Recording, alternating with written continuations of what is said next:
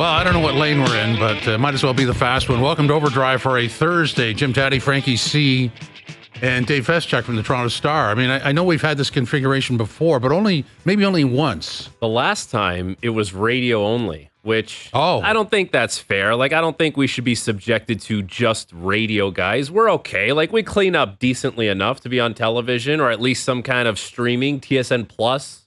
I don't know how you guys feel. No, of course. Yeah, I'm with you. You don't sound convinced. Television veteran you're talking to there, Frankie. Yeah, exactly. This guy built sports television in this country. What are you talking about? Whatever, guy. Sure. Yeah, that works. Yeah, it works for me. Just as easy could work. Yeah. It is a very fitting song, though, to start the show, because anytime you work with the Tap Man, you are living life in the fast lane. That's something you learn very early when you work with the Tap Man. Like, my first reps on radio were with you. Dave, you've worked with Tatti a bunch. The red light comes on, and it's coming to you quick, and you better be ready. Fastball inside. Oh, just telling you. Always. I'm telling you before I throw it. You've never gone curveball. You've always gone fastball. I know it's coming, and I still can't catch up to it. Oh, sure you can. You've done a very nice job. I like working with the both of you guys because I can throw something, and I'm not brushing you back in the batter's box, if anybody knows what that means. You're going to swing at it. We'll try. Yeah, you're going to swing at it. You're going to hit it. We're going to try. Yeah. So we've got Olympic stuff. An interesting day for the Olympics. As it turns out, let me get my notes here. So as Canada loses in women's basketball this morning to Australia 70-65, France gets by Nigeria 75-54, which means the Canadian women's basketball team is alive and will play Nigeria, by the slimmest margins. Do you have all what could happen there? They play Nigeria on Sunday. So they have to win. They definitely have to win, and they got to get a little lucky too. Yeah, so we're talking about point differential too, right?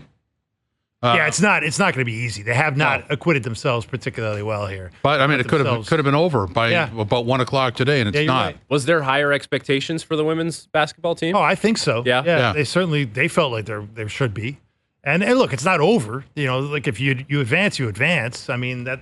And it's not out of the realm of possibility that they can do that. They got to beat Nigeria, and they got to have a bunch of other things go their way. But look, they just didn't look good in the opening 2 games. I mean, no, there were voids there, big voids of scoring. Some flat performances there, and maybe it's a little bit of their veteran players are getting older, and the young wave is a little young, right? And there's not maybe enough in between. And I guess the thing now is that if you go 0-2, like, you might get through. How long are you going to last in that tournament? Like, it feels like you're just kind of hanging on by a thread there, or else you would have won something along the way. Unless you find another gear, right? Yeah. Unless you find another gear, and that's what they're going to have to do. But it's look, it's they got a chance still. If you're alive, you're alive. That's the way I look at it. Look, it wasn't too long ago we were all counting out the women's soccer team as though look it's at it over. Go. Yeah, there's 6 points in the hole. And look at them now. Like, would you be shocked if they defended the gold medal? No. I certainly wouldn't be. No, not at all. Not at all. And it's a great story. And you know what? Like, we've been talking about it all week, basically the last 2 weeks. I feel like, things are going to continue to trickle out here about the drones and the spying and the program. But one thing is for sure, the women on that team, they came to play, and they made it very clear that they were not a part of the problem. And they were going to be part of the solution for this program, and good for them as they continue to do it. And they, destiny wasn't exactly in their hands to start, but they have put it there, and now they've basically taken care of what they needed to do. Yeah, look, I mean, who knows who was part of the problem here? We know that Canada soccer is in a very big pot of hot water, right? And it's not getting any cooler anytime soon at the administration level. I find it hard to believe that if these 2 coaches that have been thrown to the wolves in John Herdman and Bev Priestman, if they were so entrenched in believing that this was so important, this drone spying was so important. We see this email from Bev Priestman saying it can be the difference between winning and losing. All the top 10 teams in the world do it, according to this email from Bev Priestman. I find it hard to believe that a player would have never heard about it. A player would not be privy to anything about this. Like, it's like we are hiding where we're getting our information from our players. I mean, maybe that's the case, but I just find, like, knowing how teams work, Frankie, you've been in locker rooms.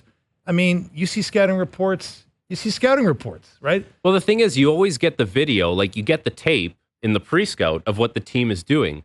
So it makes sense that whoever's doing that pre-scout, as far as the coaching staff goes, they've watched the games and they've compiled everything that you need to see together. Now you're watching it as a team. I have never seen a situation, and hockey's different, where we got clips of like a team's practice and put that on the screen in the room. Like I've never seen that before. And I'm trying to imagine if I was sitting in a room and all of a sudden the New Zealand practice comes up and we're watching it, I would kind of look to whoever's on my left and right and be like, how the hell did we get this? Like, why are we watching this? Shouldn't we just watch what they're doing in the game? But I don't know. We're not like, I don't know how much we're going to know about the inner workings of it until like the investigations are done, but I know more stuff is coming out. Look, we're finding out an awful lot already. Yeah. I mean, it's amazing that I don't know if Canada Soccer was under the impression that FIFA wouldn't make those emails public, but you know, that's a strange situation. It's a very strange situation. But you know, it's interesting, Frankie, you talk about the different standards in every sport. Yeah. Hockey's basically got an open practice culture, right? Like I can walk into practices. Teams hold open practices at the NHL level all the time. Yeah, you can watch. There's no secrets out there. Secrets. Because if you apply yourself and watch the tape and watch the game, you'll get all the answers that you need. It's like studying for the test as opposed to cheating on the test.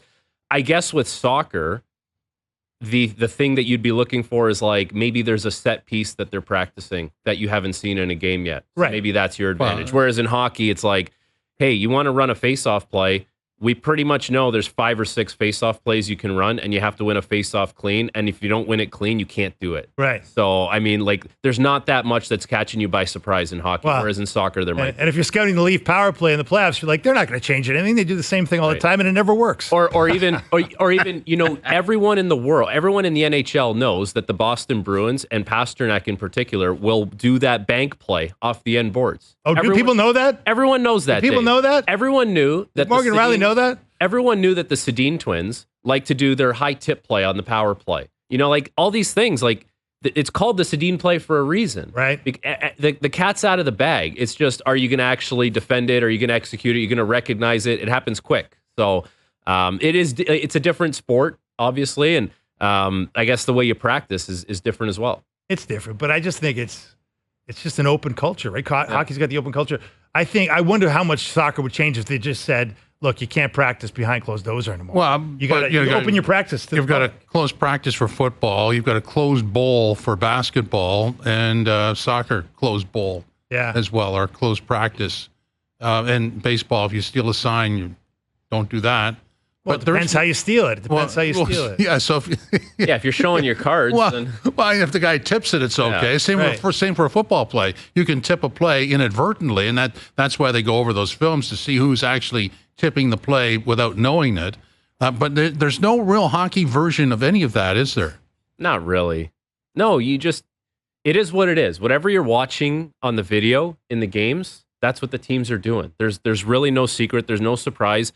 And we kind of talk about it all the time. It's a copycat league. Yeah. You know, one team has success, and then there's a bunch of teams the next year that say, oh, we got to do that. Like, we got to do what Vegas did, or we have to do what Tampa Bay did. And then you see it, and it's like, actually, you're behind because now Colorado's doing something different. Right. So, or now Florida's doing something different. They thought of their own thing, and it actually works. Yes, exactly. And they're ahead of you now. Yeah, you can't, like, you're trying to play catch up that way. Where you can be, you know, if you're talking soccer, you're talking about different nations that play the game differently. Like the Italians play differently than Spain, than England. And, you know, there's different flares to things that way. Whereas in hockey, I feel like certain coaches have different philosophies and principles, but it is a lot of it is just, you know, copying what works with other teams. The one I've heard, that man, is in hockey is, you know, especially in the playoffs, I've heard of teams really trying to, like, they want to get a film of a guy walking. Like, oh, is he nursing something? Like, is a goalie nursing something? I'm not kidding you. I've heard NHL teams say that. Like,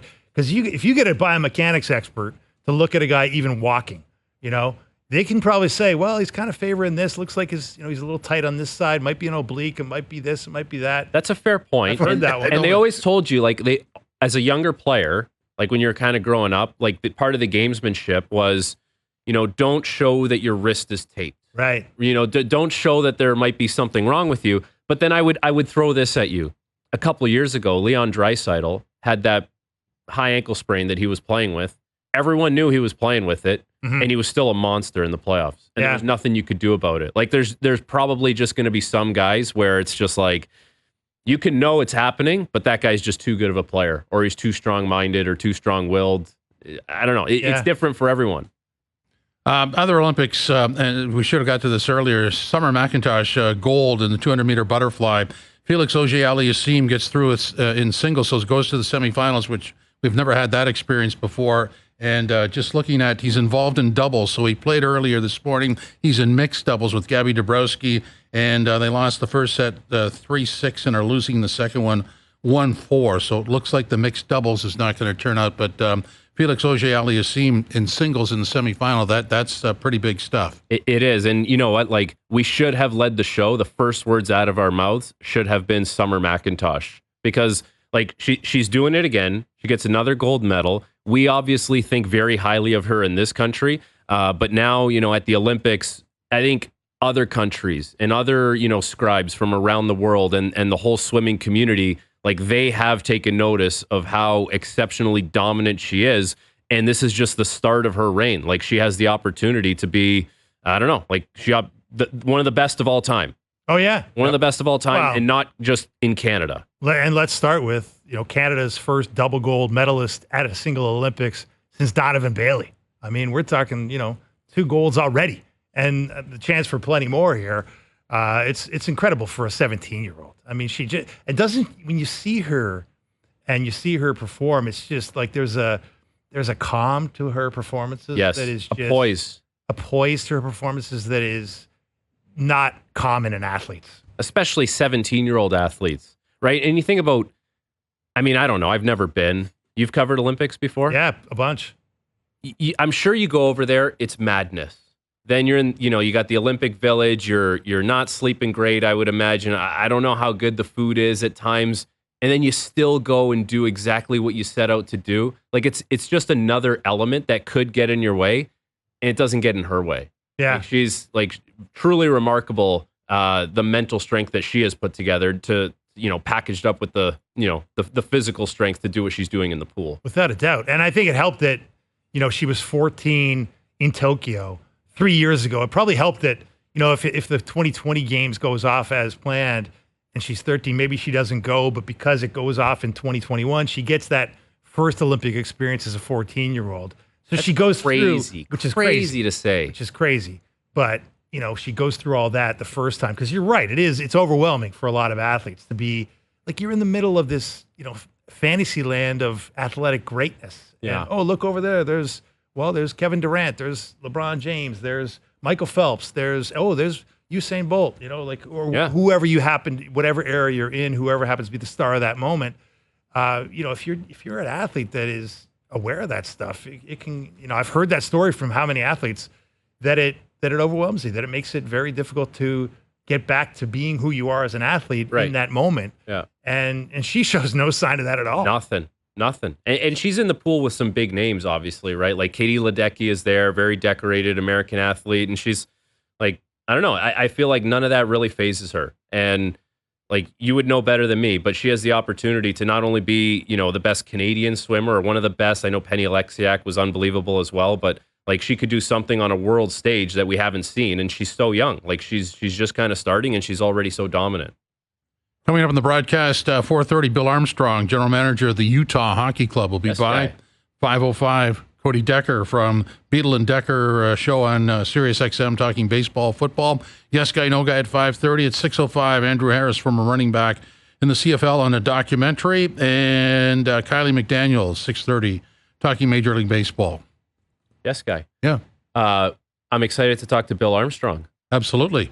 He, now that he's got new ownership in Utah, I feel like he's been handed a little more of a... What a contrast. Well, he's been handed a little more of a money to work with. Like he's Not got like some. Yeah, like he's got a wallet that actually has some Benjamins in it, and he can go out and spend and kind of show what he actually wants to do as a general manager, and not always have his hands tied by ownership above him. Well, and it's just the security of not having a question mark hanging over your franchise at all times, which was the case in Arizona for 20 something years. It was always an absolute debacle there in terms of where are we going to play? Why isn't anybody showing up? Oh, now we're playing at, as Hayes like to call it, the Arizona State. No, we can't do that University today. Coyotes. I guess we could do that Arena. today. He's not with them anymore. No, but I mean, it was legitimate mockery because Yeah. the franchise was a laughingstock. It I know. really was. Yeah. And it's now you have the type of ownership that you can actually envision. We won't be a laughingstock. We won't just be another franchise. We could be a world-class franchise because that's the vibe that Ryan Smith gives off, the owner of that franchise. Exactly. They'll be progressive. They'll try and, get ahead of the trends with analytics, which I'm sure we're going to talk about with him. They're launching an analytics program. And they got money to spend on free agents, and they'll probably have way more resources now when it comes to developing their guys. Like, this is, it's a shame that it had to end in Arizona because I don't know if you've been down there to watch a game or just spend some time in the area. It's an awesome area. Players loved going there. Players loved living there. Just they could never get the ownership right, and that was always an issue there. If they did have it right, it would have been one of the best places in the NHL to be. And if he had the money, we could have seen how he wanted to craft his team. Now we'll get to see that in Utah, and that's got to be pretty exciting to know that you have more resources at your disposal. One of those stories where if you explained it 5 to 10 years down the road, you'd go, they did what? And why? You wouldn't be able to answer either one of those. Well, the one answer is the one Frankie gave there. Like, everybody wondered, why is Bettman so set on staying there, and why would they lower themselves to playing in a college arena?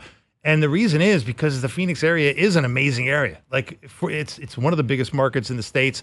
It's filled with people that will demographically go to hockey games. Yes. Except they lived on the other side of town from the arena in Glendale, and they should have been over in Scottsdale, but they could never get an arena built over there. And the thing is, like, the football stadium is in Glendale. Yeah. The thing is, there's 8 home games a year. Right. So on Sundays. And compared to 41, and you got to battle rush hour traffic, and you're trying to build hockey. Like, you're not just dropping a stadium where people are hockey crazy. You do still need to kind of build it up. And, they have built it up because Austin Matthews has come from there, Matthew Nyes. Like, they're, they did it. They did a very commendable job kind of getting the grassroots hockey involved there. But ultimately, ownership was never right. Arena was never in the right place. And they tried everything they possibly could. And now Utah gets an opportunity to try. Well, and they missed the transition. So there was a building transition that took place that they got on the other side of. And one of them, it goes like this. If you build the rink, then we'll put the infrastructure around it based on the fact that people are driving to the rink. The way it's done now is you build the infrastructure, add the rink after. Yeah, for sure. Yeah. I mean, that's the way you have to do it. And look, it just they looked for a few years there. It looked like they might be able to get it done, and then for a ton of different reasons, the infighting of political councils and of course the lack of stability at the top ultimately. Yeah. In the Alex Morello era, the not very. Not sad to see it go, Alex Morello. And he's gone now. Like, they've completely severed ties with him, and that's good. Like, that's probably for the best because all you heard was, stories of not paying the rent in Glendale and, employees having issues with that guy. So it's good that they have severed, NHL ties from him in Arizona, and now that leaves the opportunity for expansion in the future with hopefully, and I know it sounds crazy to say this, but hopefully an owner who can get it right there. And it seems like a pipe dream, but it's probably more realistic with someone who's not Morello. Yeah, well, and are they going to circle back on Atlanta as well is the other question, right? And Canadians don't want to hear these things, Frankie, because they're no circling Canadians back on Quebec City. Yeah, let's circle back on Quebec City. Yeah, that never gets brought up. No. Quebec City never gets brought up. And there's a brand new building, and they would sell it out every night, but I don't know. Yeah, they're renovating the building in Hamilton. Remember those discussions, Tatman? Yes. That Hamilton was going to have a team? Yeah. Multiple times. Yeah. Yeah. A couple of runs at it. Tim Lywicki's renovating the building, the old Cops Coliseum. Yeah. Be interesting to see what it looks like. Well, They insist it's not about NHL expansion. Well, it can't be. It's not going to happen. Well, I don't ever see that happen. I don't. Well, there were people that saw it happening, and then it didn't happen. Well, yeah, they saw it happening, but they also didn't apply properly. So that's a long story. And I go back to the Bitoff application for the NBA. You go to the league office. How do I apply? Here's your criteria. Follow it. You're in. Yeah. As opposed to Yeah, I want to expand to the NHL. And by the way, I'm going to tell you how to do it. No, guy. No. Yeah, that probably doesn't work. No It doesn't guy. work in the NFL either. No. Like the owner NFL laugh at you. Yeah, exactly. The groups of owners, they want to make sure that they're not bringing anyone who's a little too eccentric. For Well, they have enough of that anyway. Yeah, like plus they want to make sure that they're protecting their properties, right? Like it's a very tight knit group, and the board of governors and the owners, like they want to protect their assets. They're billions. Yes, exactly. Well, Very it's important. about trust, right? It's about relationships. If they don't trust you, and I don't think they trusted the guy you're talking about there, Mr. Tatti, No. Mr. Research in Motion there. Who, Yeah. Well, I mean, look, in the NBA, you're talking about $77 billion in TV money. Just get on side. Well, you're not gonna lead that parade. It's already going. Right. Just get on no, side. you want to make friends, not enemies in that group. Yeah. And that seems to be the playbook. Certainly, the playbook Ryan Smith followed. Yeah. In landing the Arizona club over to Utah. And you know what? Like the fan, the acceptance there from the fans, like the season ticket, with what they've got going on there already, like they have a lot of interest in that team. So it shouldn't be an issue filling the building. And it goes without saying, like the building in Utah was never built for hockey. So there are going to be, some restrictions there. Well, They're going Brent, to work towards getting a building made. But they've got the practice facility getting started already. So they're making long-term steps, and they have a long-term vision to keep that team there for a long time. And I mean, that's what you get with an owner who obviously has deep pockets, but is with it and gets it and understands, how to build something that's successful because he's done it in business and he's done it in sports on the NBA side as well. Yeah, they've got seats that overhang. So if you're under here, you can't see. Now, Phoenix had that. That initially, Yeah, the first I actually did a game in there. I did a game in there, and it was a game of the week thing. Yeah. And it was Joe and Harry in the booth, and they asked me to tell them when I could see the puck. So Joe stopped at the center ice line, and then he said, "Jimmy, tell me when we can see the puck." It was at the top of the face-off circle. I can see it now. They had that at the arena in Brooklyn, the Barclays Center. Yeah. Behind the one net. I think it was the Islanders net. That's right. Behind that net, you couldn't see anything, and then they had the car, just like Europe. the best parking spot in the league, right there. Yeah, I hated that arena, that Did you? Barclays Center. Yeah, Barclays. Well, it had bad Well, it ice. was too. off center Yeah, with it the was- scoreboard too. Was that a little weird? Exactly. Well, and it was a weird arena too because I'd always get scared going into the arena. All these arenas have a ramp, that you go down and then you get into the bowels of the arena and then you're in.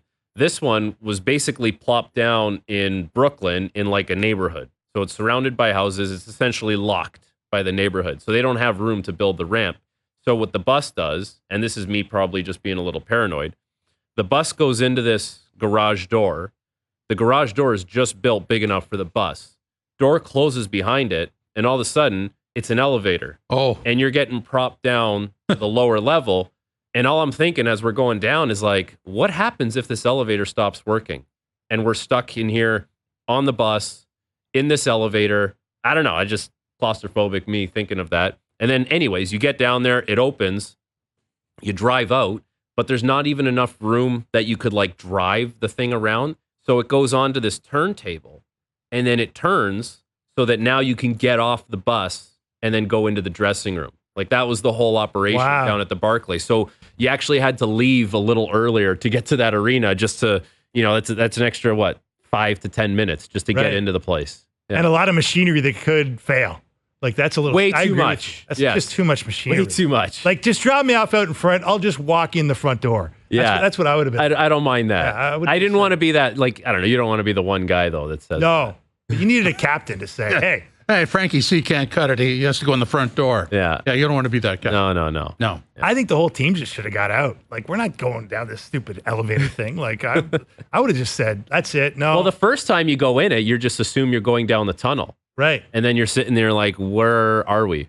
And then you realize it's a bus elevator. Just throw the hazards on, pull into the bike lane, and let us out. Yeah, bike lanes are a touchy subject, I know. Dave. I know.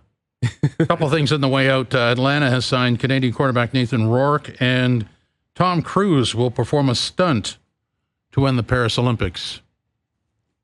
Is that gonna a prank or no? He's going to rappel down the side of the Stade de France carrying the Olympic flag.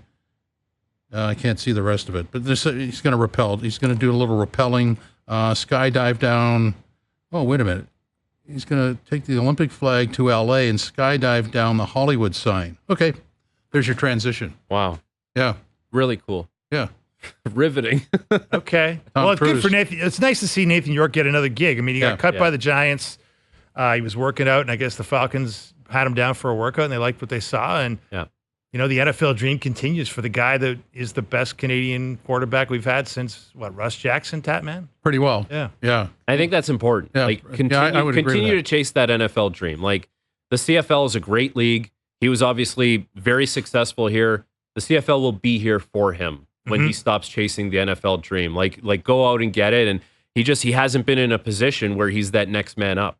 And that's been eluding him. And if he gets himself in that position, like you're one snap away from being the guy. You're one snapped Achilles away from being the guy. Yeah, it depends where you are, I guess. Depends on where you are. All right, coming up next, Bill Armstrong, General Manager of the Utah Hockey Club. This is Overdrive on TSN 2, TSN 1050, the iHeartRadio app, and streaming online. Oh, Yes Guy, the radio show. Jim Tatti, Frankie Corrado, and Dave Feschuk from the Toronto Star subbing today as we get through the summer and Olympic months. Pleased to have, and it's not often I can bring in a former neighbor. Hold on a second. What?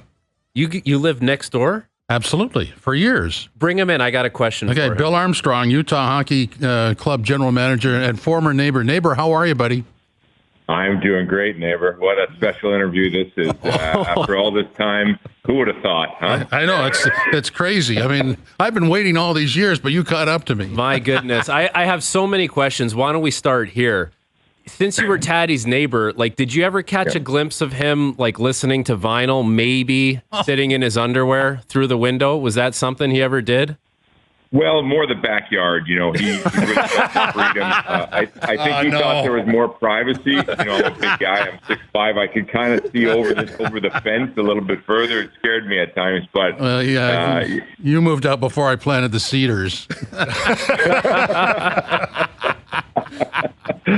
Oh boy, it's great to talk to you. You know, this is I mean, you're living a contrast here, and without being, going back to the past. I mean, what are you embracing about where you are now? Good question.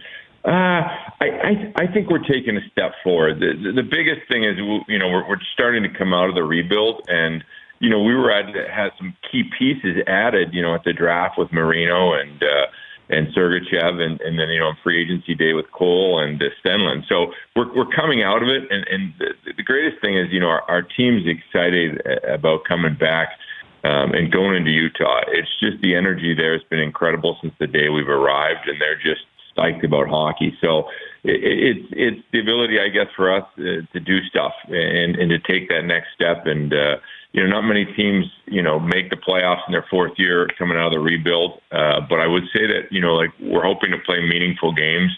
I think our team is going to be highly competitive. And when you come watch us, we can score goals. And hopefully now with our three new defensemen, we're going to be able to play some better defense. Bill, I think the main sentiment that a lot of people share when it comes to, the Arizona market and the Coyotes is it's such a shame because it's such a great place to live. The players loved it. The families loved it. But it never could work. Now that you're going to Utah, how many people, I guess, within the organization are you able to retain and now bring over to Utah with you? Yeah, we have an incredible staff. I think there was a lot of misleading stuff about Arizona. Everybody thought there was a lot of negativity, but our staff on the hockey side, the equipment side, the coaching, all of hockey ops, they were incredible people. And they helped us kind of take steps going through the rebuild. So we were really fortunate to retain all 100% of our people coming to Utah. So that was an exciting moment for us. Ryan Smith and his wife, Ashley, and the SEG group had a lot of faith in what we had done in Arizona, and it brought us all into Utah. So we're really excited about going in there. And I think it helps. Everybody knows everybody and the way that we work and the way that we do things in our culture. So it's certainly going to be a great advantage for us to play in front of, some nights of 18,000 people in front of us cheering and going crazy. So it's going to be great for us. So, Bill, having known a bunch of executives who've gone through sort of, setting up their own franchise, in a new environment. I was curious. I know you guys just bought a big property that's going to house your practice facilities.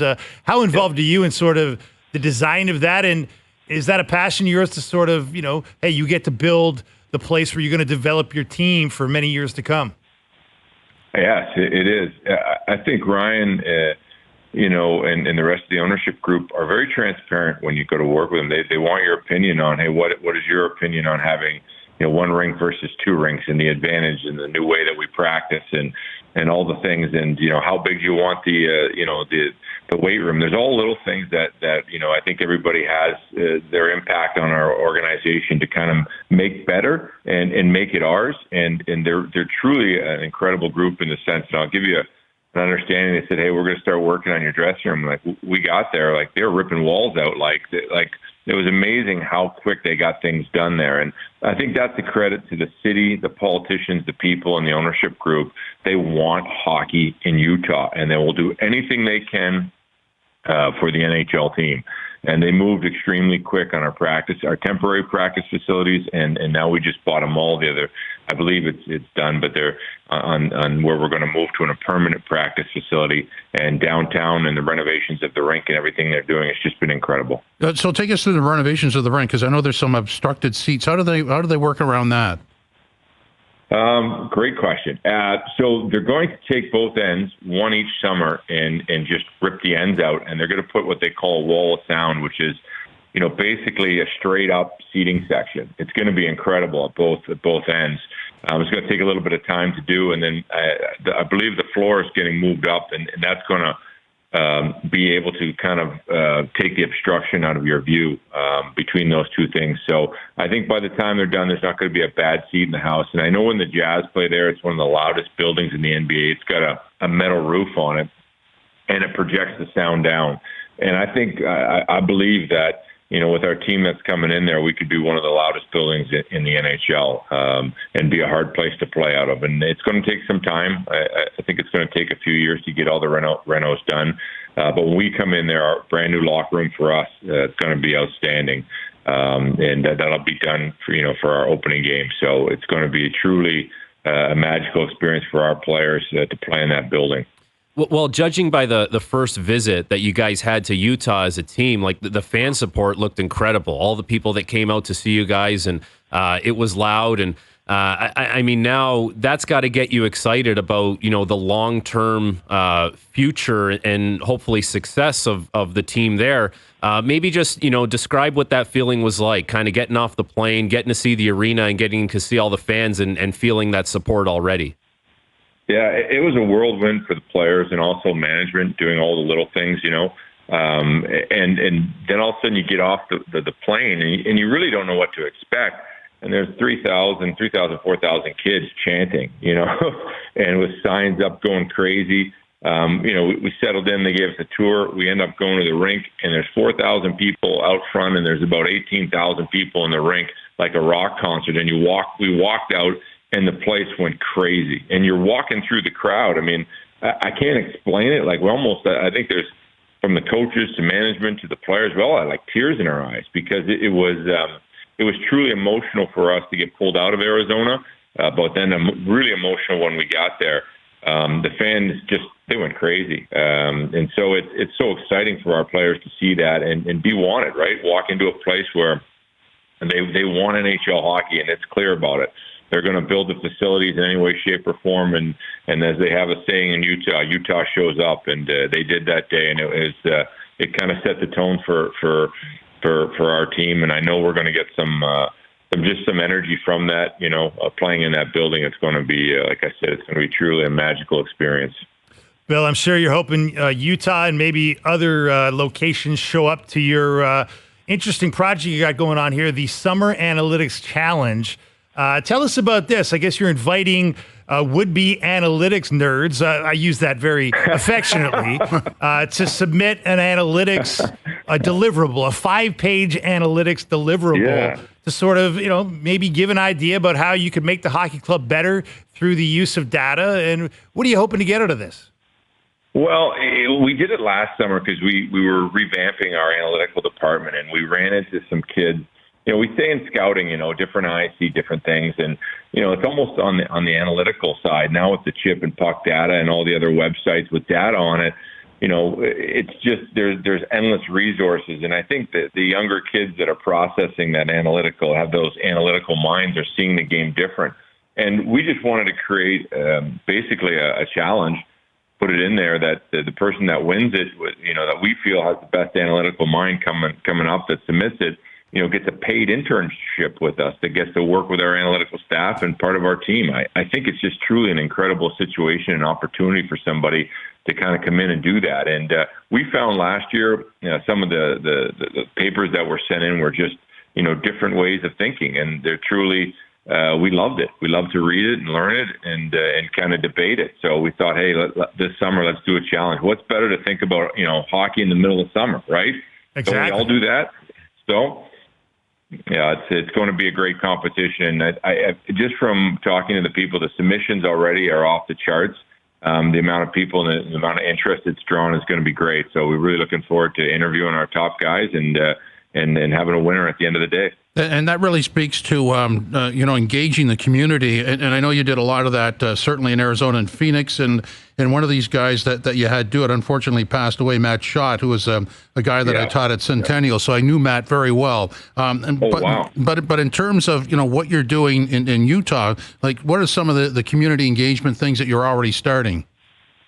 Well, I'll just tell you a little bit about Ryan and Ashley Smith. They had the junior jazz program, which is basically basketball for little kids. They have 77,000 kids in that program, and they basically want to kind of replicate that in some way and bring that into the community of hockey and really get the game of hockey out to the people in Utah. And they're building rinks. There's 2 new rinks going in right away, and that's going to be great for our community.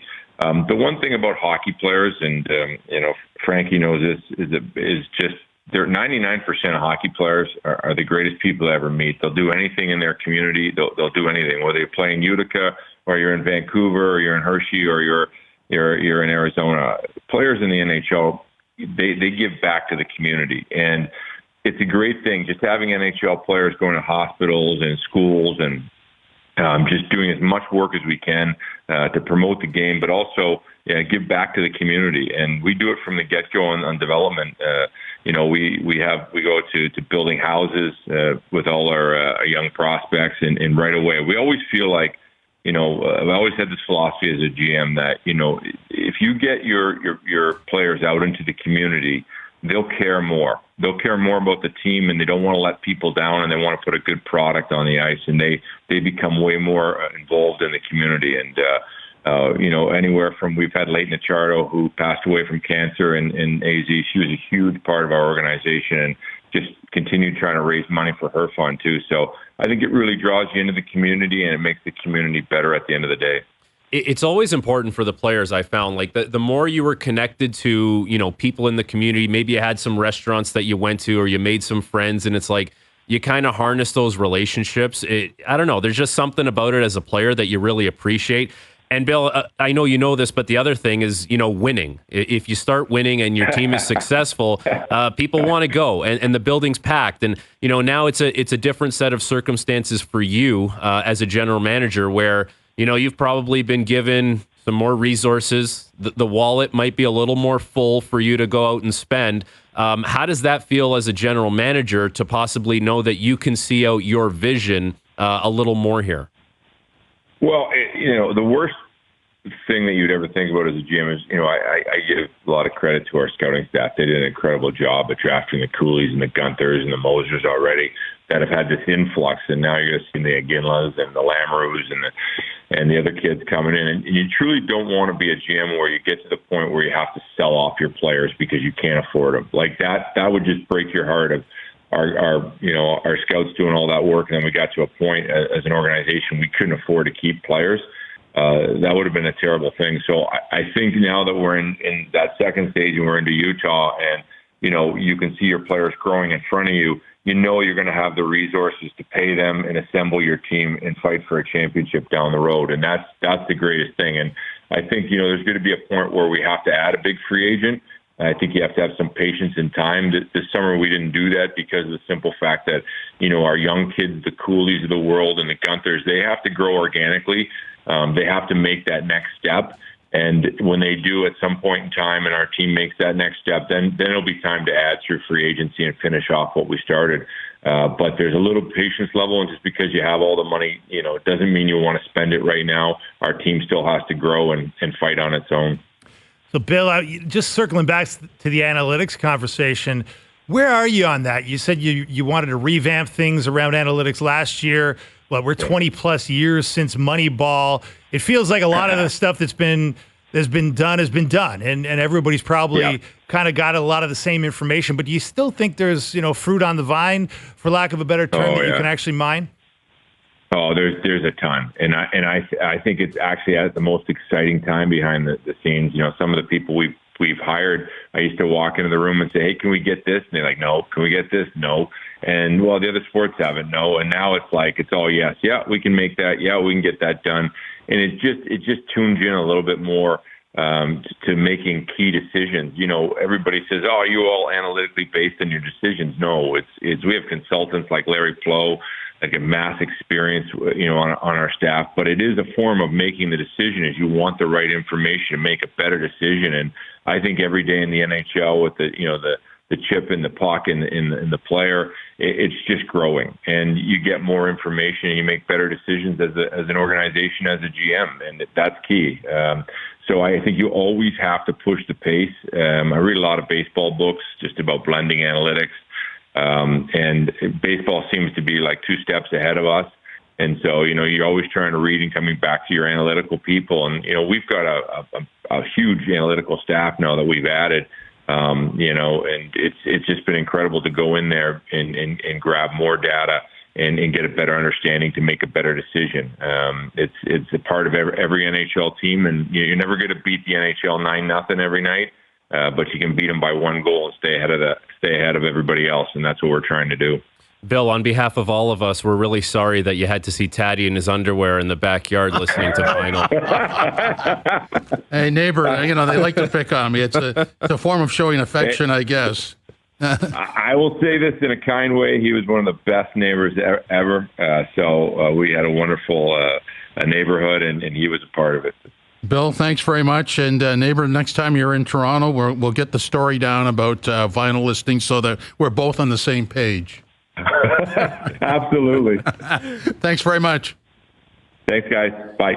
Bill Armstrong, Utah Hockey Club general manager. Does he have permission to use Yes Guy whenever he wants? Sure. Yeah. Okay. Yeah. He's in the family. Seems fair. He's lived beside for many years. Yeah. Had a great time with his dad. Nice. Yeah. There you go. So another connection, another Yes Guy connection. It runs deep, man. It runs very deep. Unbelievable. So when I knew him, he played on the Oshawa Generals, and I should have reminded him of his shot he got against Kitchener in the Memorial Cup from the blue line. I think the puck rotated 55 times before it got to the back of the net. Oh, is that right? Really? Yeah, it wasn't much of a shot, but it got through. Yeah, knuckle shot, yeah. Coming up next, we'll go over a few things. Then at the top of the hour, we will have Cody Decker on talking about Major League Baseball. This is Overdrive on TSN2, TSN 1050, the iHeartRadio app, and, of course, streaming online. Oh, yes, guys. Overdrive is brought to you by FanDuel, bringing you everything from the opening line to the final score. Always great to reconnect with an old neighbor. Yeah, that's nice. Nice. Seemed like it was a good relationship you guys had. Yeah. I always appreciate when, I've worked with you a lot now, and when we see someone from your past, because you've been in this industry a long time, everyone, comes up to you and says, I watched you on Sportsline, but everyone has to come and pay their respects to the Tap Man. When we're at the arena doing games, people come into the booth, they say Tatti, it's like they got to kiss the ring a little bit. I love that. I mean, that's you don't get not the ring kissing, but the fact that they come over and say, hi, how are you? Yeah. Because that's really what you get out of this business. It's nothing always else. busy. It's always busy. Every time I'm sure you've seen it too. Like yes, everyone, sir. A visiting team rolls in, like there's a national game in the States and Eddie O rolls in, he's got to come see the Tap Man. Eddie O. So Eddie O used to guest on Sportsline, and Eddie O was just an unbelievable personality because after he guested, let's go for a beer. So we'd go for a beer at the Keg or something, and he wanted to talk to you. Right. Anybody else would just say, see you. No. But Eddie O he wanted to sit there and talk. Yeah. Yeah. I'm trying to think of other guys over the years. Like Darren Pang has come in. He's paid his Pete respects. Jones was one of my favorites. Jonesy. Oh, Yeah, he exactly. was great. Yeah. Yeah. He, very, very respectful. Yeah. And then you get the dozens and dozens of pupils, the students that Tatti has mentored. exactly. You know, Yeah. That man's class. that's right. I saw a great picture of Jonesy, actually. It was Jonesy and Daniel Briere, and they were picking up Michkov from the airport. And have you seen this thing? No. The smiles on their faces when they're picking off Michkov from the airport, they are so happy that they got this guy to Philadelphia. Well, sure, like they drafted him. Yep. They weren't sure when he was going to be able to come over. They weren't sure how much they could even talk to him over the course of, now to, when they drafted him. And there they are. They finally got their guy. And it'll be interesting to see because he was always kind of compared against Connor Bedard throughout his career. Those guys have been 1 and 2 kind of neck and neck. And now he gets a chance to play in the NHL and play for Torts and play for a Philadelphia team that's, I don't know, they were pretty good for a lot of last year. They kind of tailed off towards the end, but they should be right around or close to what they were last year, maybe a little better. I don't know. Torts Act might be running a little thin. Yeah, I don't know. Again? I don't know. Well, it's the time comes, Frankie. The time comes eventually. Yeah. You've already healthy scratched the captain. Let's see what other moves he's got. We'll pick it up on the other side. Overdrive and TSN 2, TSN 1050, and the iHeartRadio app.